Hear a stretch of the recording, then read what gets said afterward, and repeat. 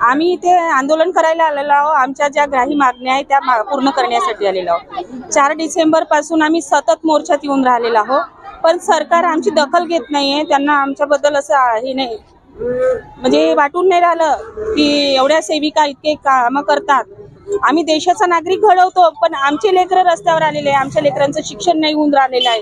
एवढ्या 10,000 आणि 5,000 आम्ही मुलं नाही शिकवू शकत। आमच्याकडे विधवा, परिपक्व, घटस्फोटी सगळ्यात जास्त लागलेल्या सेविका आहे, मदतनीस आहे।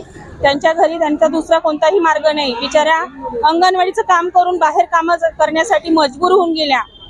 पण आमचा जॉबच असा आहे की आम्हाला हे म्हणतात गव्हर्नमेंट 5-6 घंटे आहे, पण आमचा जॉब हा 24 तासाचा आहे। आम्हाला कधीही फोन येते, कोणाच्या लाभार्थ्याचा फोन येते, त्यांचं वजन, उंची सगळं रेकॉर्ड आम्हाला ठेवावं लागतं। आम्ही वजन, उंची वगैरे सगळं काढून देतो गव्हर्नमेंटला, आणि पूर्ण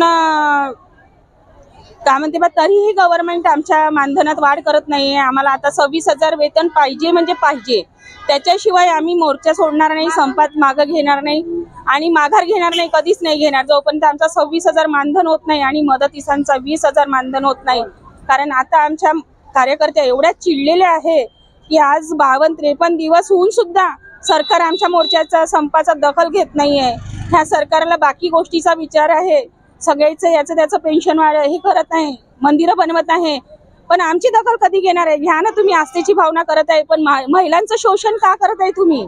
महिलांचं शोषण करणं बंद करा तुम्ही, हे माझं सरकारला सांगणं आहे।